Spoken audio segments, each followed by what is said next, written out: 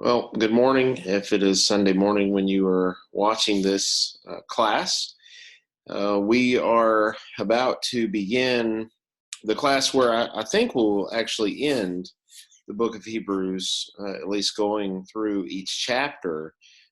We have one more class remaining, and I think that will be Thursday night, of course.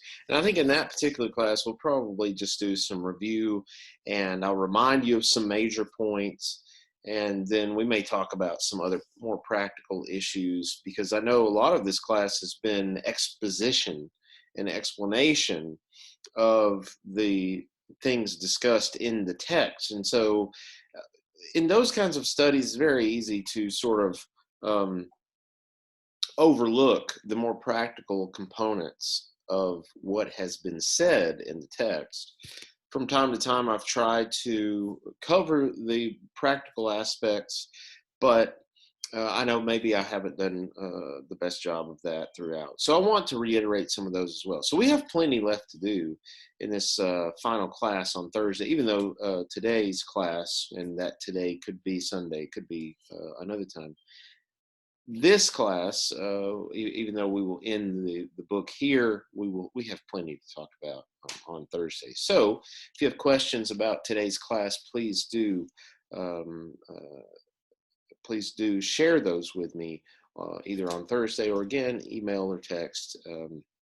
Will be perfectly fine. All right. So now let's go to chapter 12 again. I want to bring this up like I usually do. I start where we left off and maybe remind you of some of the more pressing issues. Can't seem to get this exactly the right angle. It looks like it just looks weird.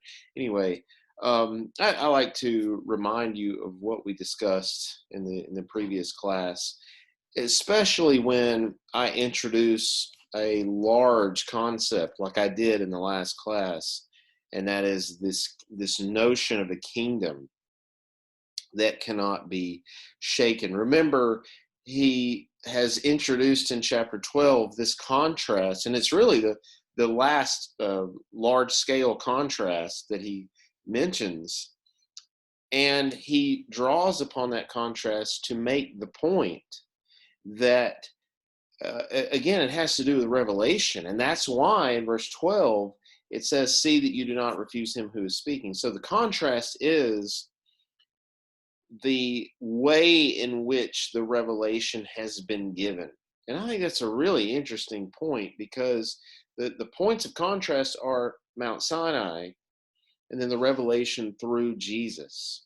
And this, of course, is very relevant to chapter 1, verse 1, when there's that contrast between God speaking through the prophets and now in these last days has spoken through his son, Jesus. So this contrast in chapter 12 is between the Sinai event, where the Ten Commandments and the other laws were given, and now that message given through Jesus himself. So the writer says, we haven't come to, and he uses Mount Sinai, Mount Zion. He says, we haven't come to a mountain that's been overwhelmed by the divine presence and it's so terrifying that we have we know we don't want any part of it. He said this particular kind of revelation isn't like that. Um, and so he says, we have come to heavenly Jerusalem, the heavenly city, the myriad of angels, the church of the firstborn that are enrolled in heaven. That's where we are now. And remember last time I talked about how there's a component of now we enjoy these blessings, but not yet. And so we see that here again in Hebrews. But what I really wanted to point out is what he mentions here in 25 to 28, and that is this quotation from Haggai, which was initially about the temple being rebuilt. And I explained last time that I think the ultimate fulfillment of that was first when Jesus returned to the temple in his earthly ministry, but also that has a carryover um, for when he will return and do God's will in that second coming, which includes the resurrection, which includes the judgment, which includes the final abode for the saved. Okay, so in verse 28, he uses the terminology of receiving a kingdom. And I think that's really interesting. And I didn't really spend a lot of time talking about that particular phrase of receiving a kingdom. It's something that you're given. And that's not really how we think about a kingdom. You're either part of it, you're in it, but here he uses the terminology of receiving a kingdom. But it's a kingdom that cannot be shaken. And by the way, this has parallels in some prophetic literature. Daniel chapter 4, you see this kind of terminology. But he says that this kingdom, unlike the earthly kingdom, cannot be shaken. And I talked on Thursday about how we see this today in this coronavirus crisis, that what is going on right now that has affected and continues to affect our society, not just in this country, but all over the world, and is affecting us, as I said, right now. In fact, that's why we're doing the class like this. But I also said that those are just the immediate ramifications. There are many others that lie in the future, and we don't know what all those will be. So to say, therefore, that the earthly kingdoms, the earthly countries and states, governments, however you want to talk about it, to say that they have been shaken by the coronavirus is an accurate statement, no doubt. But in contrast, what about the heavenly kingdom? How has it been affected by the coronavirus? And I would say not at all. It hasn't been shaken. It hasn't been disturbed.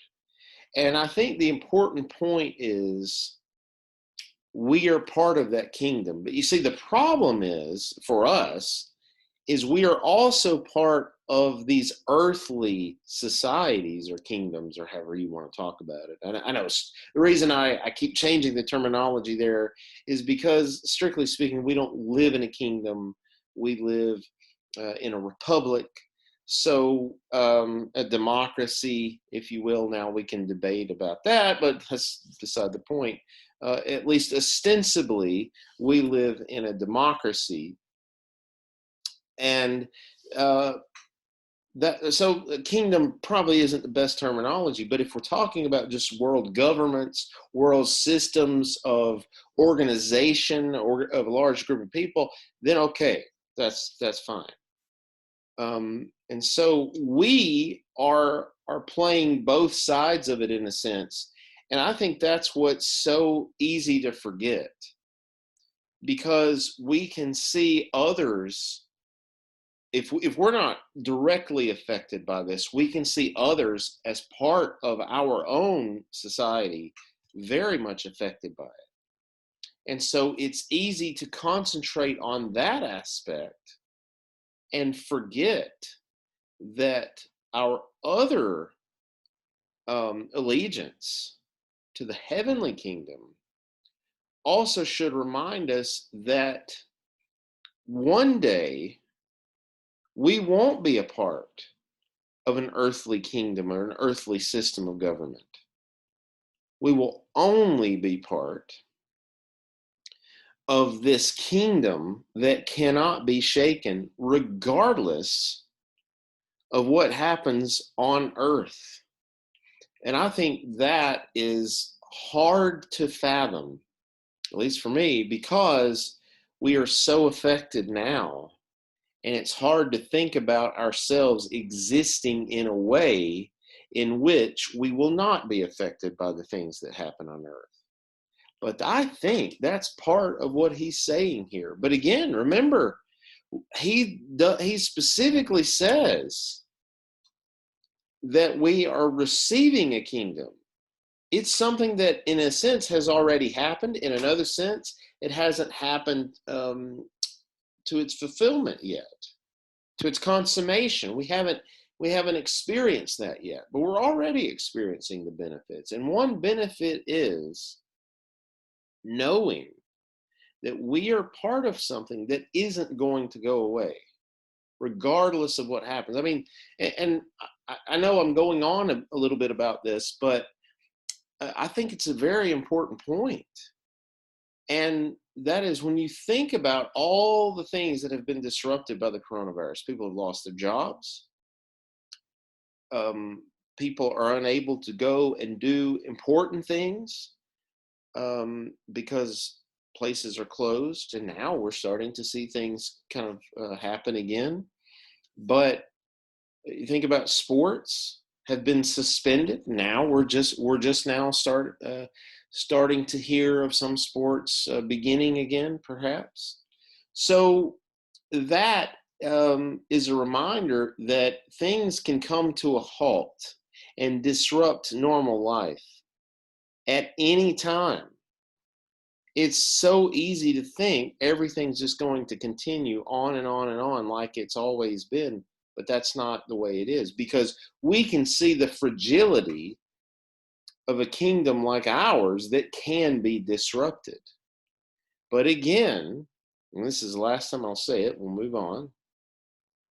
But again, the heavenly kingdom that we are a part of is not going to be disturbed. It's not going to be shaken. When we are in that reality, that heavenly reality, and we are experiencing it in all of its glory, so after our death or after the return of Jesus, there won't be any need to look over our shoulder or think, well, I wonder when this is going to come to an end. When is someone going to do something to stop all this? That's not possible. And we might think, okay, well, is something unexpected going to happen that's going to disrupt normal proceedings, whatever those are specifically? And the answer is no. There is nothing.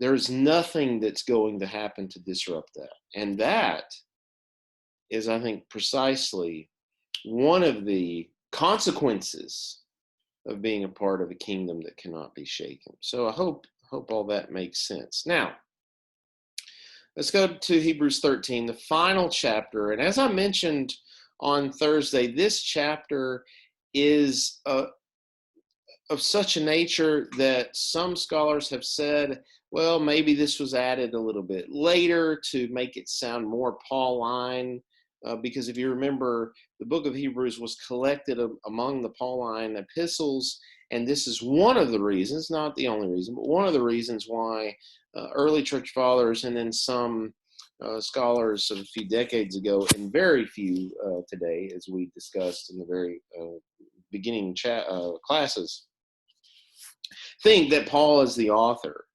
And so some have argued, well, chapter 13 is sort of an attempt by a later scribe to make it sound more Pauline. I don't see any point in arguing that. I mean, remember, even though Hebrews, when you ask, well, what is the genre of Hebrews, even though I would say that it's not an epistle, it's a word of exhortation, as we just saw in chapter 12. So it's more like a sermon or a homily. It still was sent by a letter carrier to an audience who would then read it aloud before the congregation.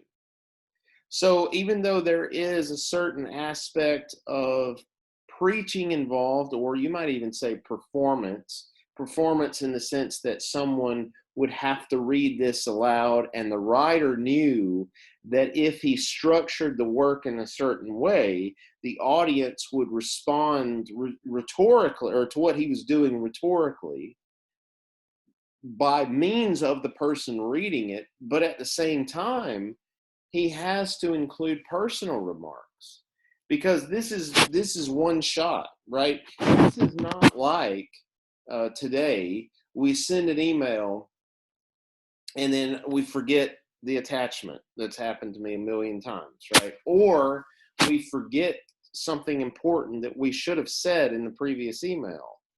So there's none of that in antiquity.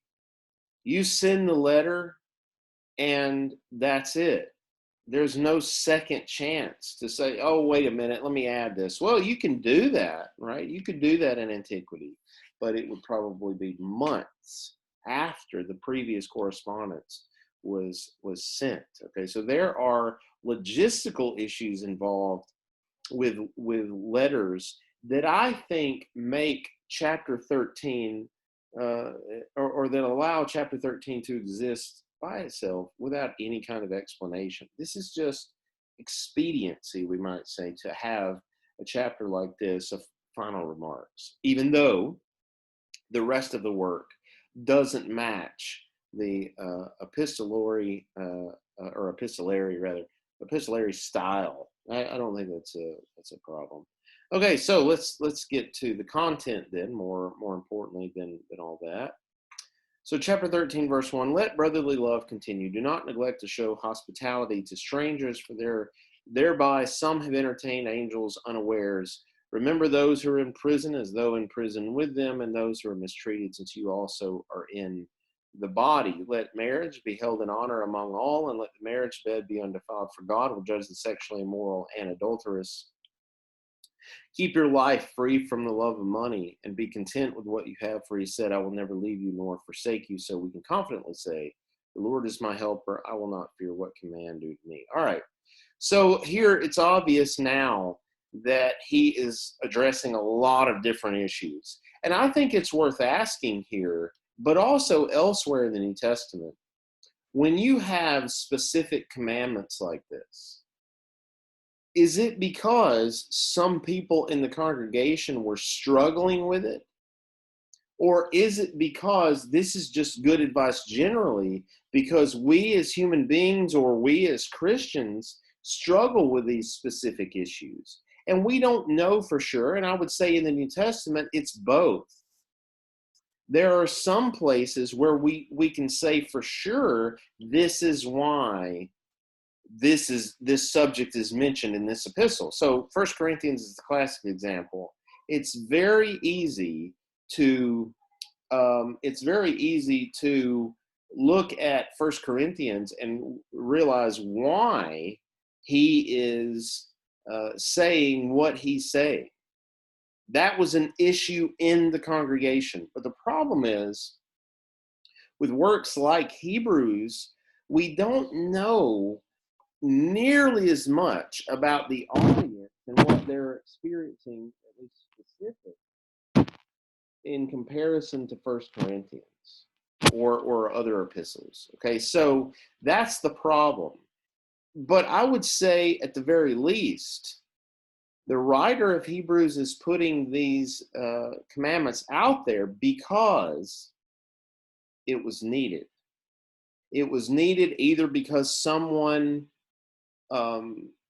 was not doing these things, or it is a weakness that people have. So he begins with brotherly love. Now, is that because the congregation that he's writing to, they had a problem with brotherly love, or is that just something we need to remember? Because for some people, it may be harder to show brotherly love than for others. And by the way, this word translated as brotherly love is where we get the word Philadelphia. And this is the only time, if I remember correctly, the only time it occurs in the entire New Testament, Philadelphos.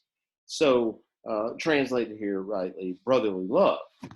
Now, he mentions this because I think it's sometimes easy to forget this.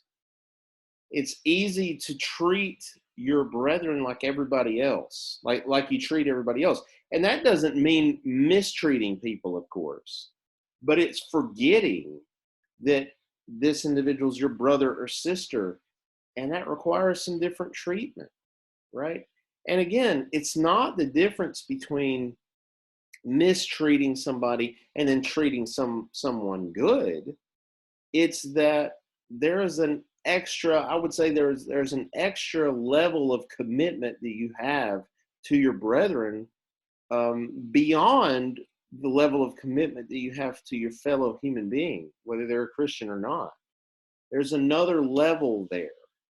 And I think that's what he means when he refers to brotherly love. Okay, so then he says, do not neglect to show hospitality to strangers. That may be strange to us, because what you know we live in such a different society. But Hebrews 13, I think, is reflecting on something that you see, for example, in 2nd John, and also I think it's mentioned in 3rd John, and that is this idea that there were preachers who are traveling around looking for places to stay, because there is no, there's no great number of choices that you would have if you were traveling from a town to another and you didn't know anybody.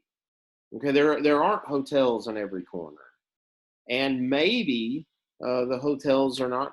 There were lodging places that you could rent from time to time, but it varied with regard to the city, and it costs money. And so here's a way that someone who is traveling, preaching, could stay with someone and not have to pay. And so what he's referring to is being entertaining strangers in that way. Okay, so I think that's probably what he's getting at. So this is important, obviously, but yet for us, as I said, understanding application is a little bit more difficult because we don't have this situation. But he says, and I think I don't want this to be misunderstood. I think there's a little bit of playfulness here when he says, "For thereby some have entertained angels unawares." I don't think he's necessarily saying, "Hey, you need to entertain strangers because you never know, they may be an angel." I mean, that's possible, and of course we know there are several places in the Old Testament where the language in one passage seems to suggest they're angels, and another passage it seems to suggest that they have a human-like appearance. So that's clearly what he's talking about. And I'm not saying it's impossible that that's necessarily what he's saying, but maybe there's a little bit of playfulness here.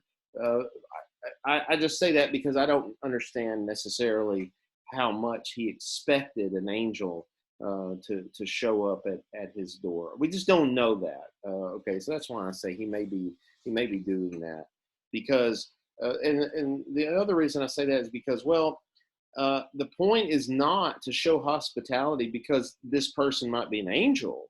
It's to show hospitality to strangers because that is one way to show brotherly love. Okay, so it would almost subvert the argument to say you need to let brotherly love continue, and one way to do that is to show hospitality to strangers. But also, you never know; could be an angel. It's a little bit strange to me. But anyway, I don't think it's that important.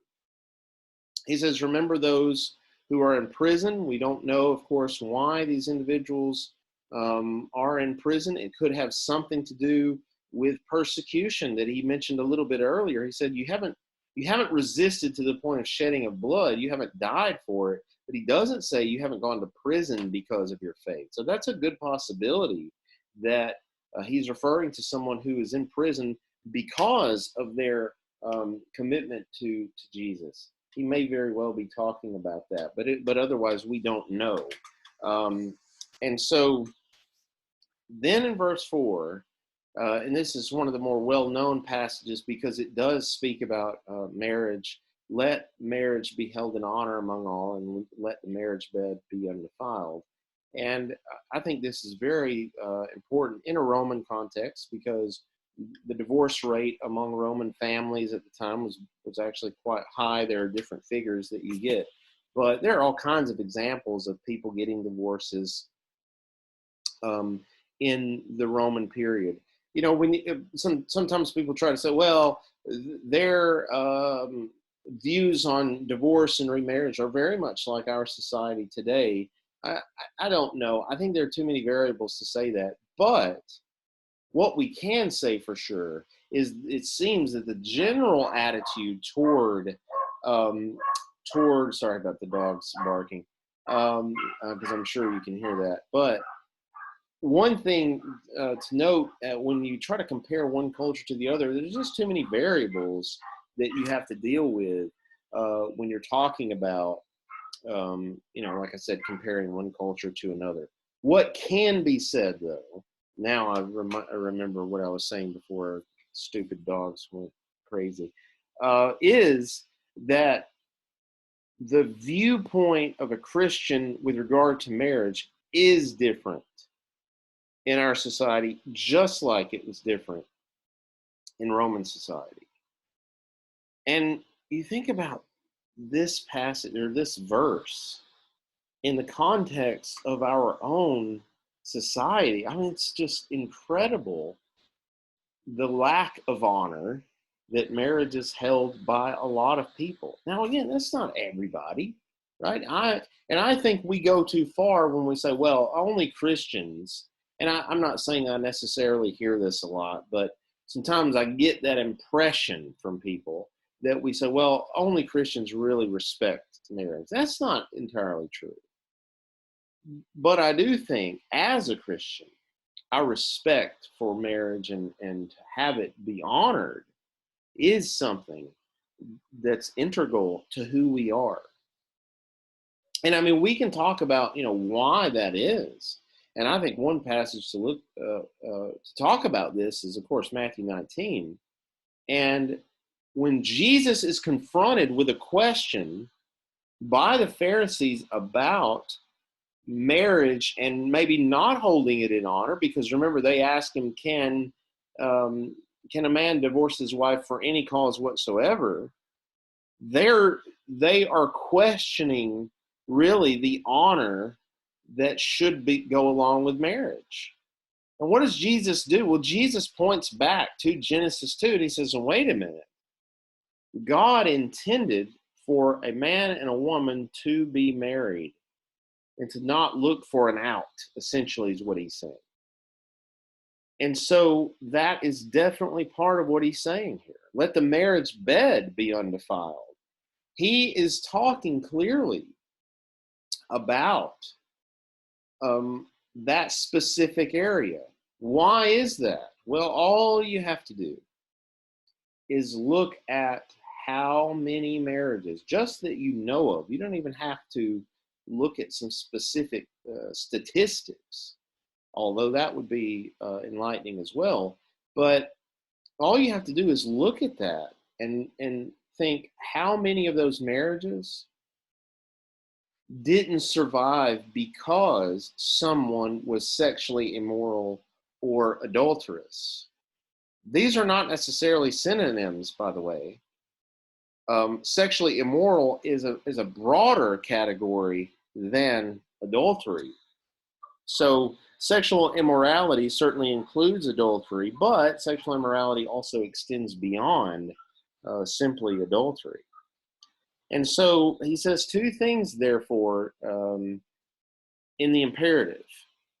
Let marriage be honored and let the marriage bed be undefiled. Now, what exactly does he mean here when he says the marriage bed be undefiled? Well, it obviously includes adultery, but it could also include a lot of other things that he doesn't specify here. But what therefore is the main point here? And why would he necessarily talk about this at this point? Well, because He understands that marriage is difficult.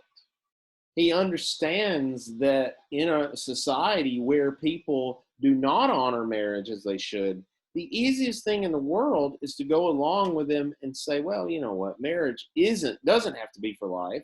And to use the terminology that people use today, you say, well, life is too short for you to be unhappy with your mate. In other words, if that individual doesn't make you happy, well, you just go, you find someone else who does make you happy.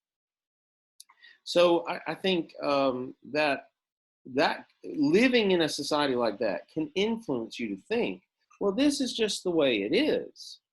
That when you have two people who commit to each other, and in our society at a relatively young age, before they've gone through some life experiences. I mean, they've had some, but they haven't gone through all of them. It's easy to think that, well, that's just not going to work.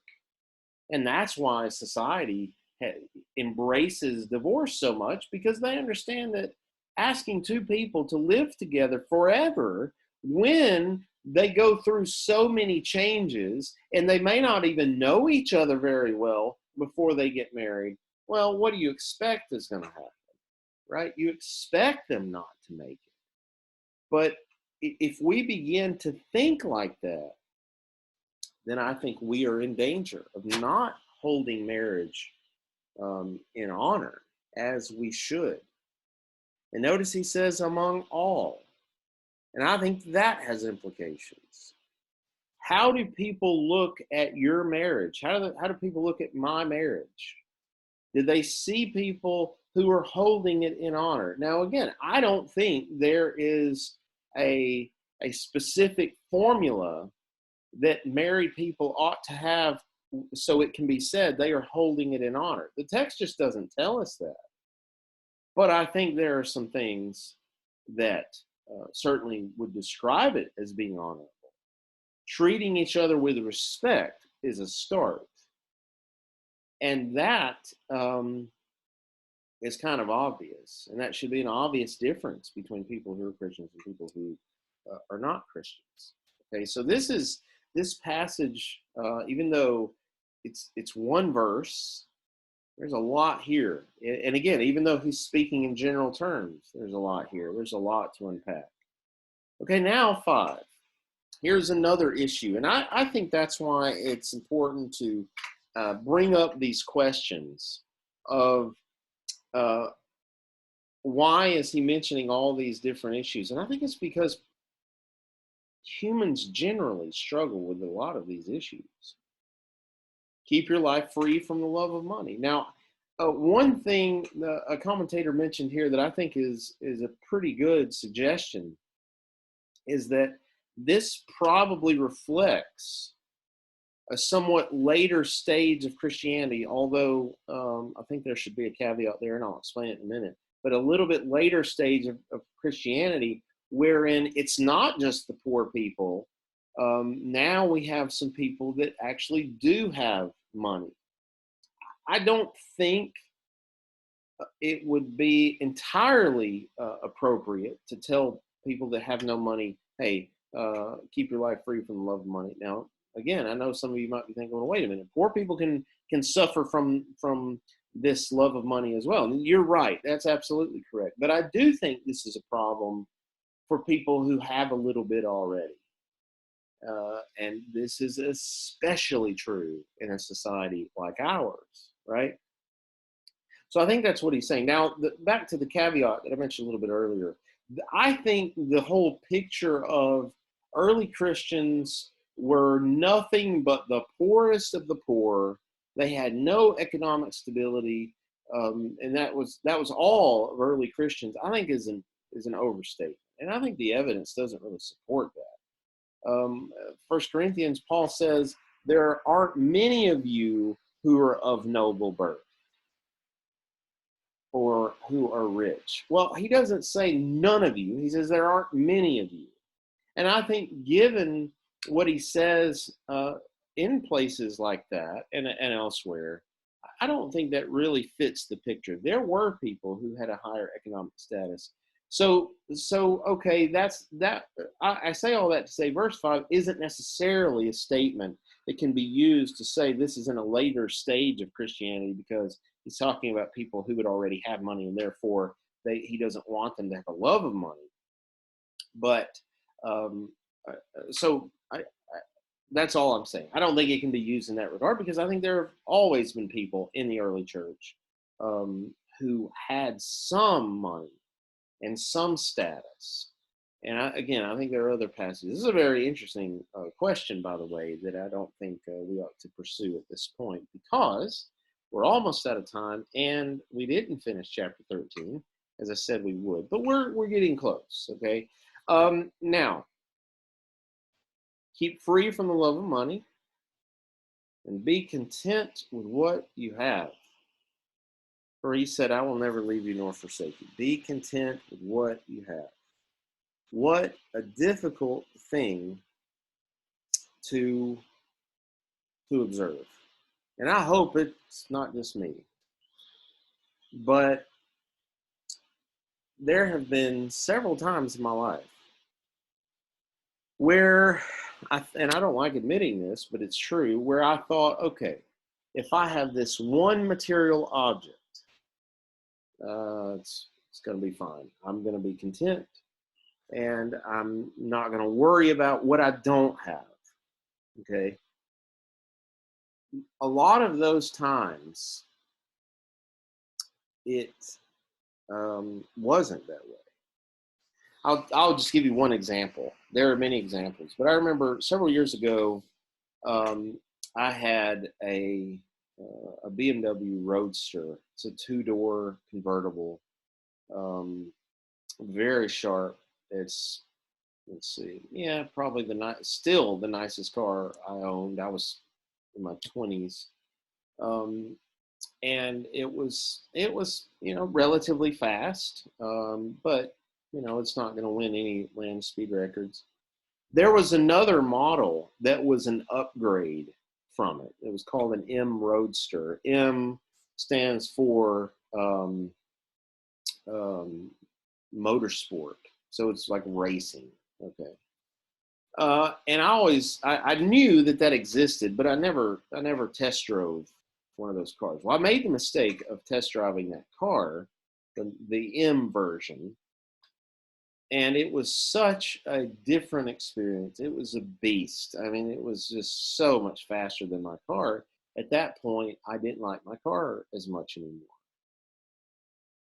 Now, that is a definition of not being content with what you have. And looking back on that, I'm ashamed in a way, because I mean, to say that you have a car, when you consider the economics of people in the world, to say that you own a car is a significant blessing. To say that you own a nice car, which for me at least, that was a nice car, is an even greater blessing. And to be able to say that you own a car that you really like and enjoy is an even greater blessing. And yet, I wasn't satisfied with it. So this is very relevant. And I hope I'm not the only one, and I don't think I am. I hope I certainly hope not, but I don't think I am. So be content with what you have. And I think one of the reasons why this is so difficult is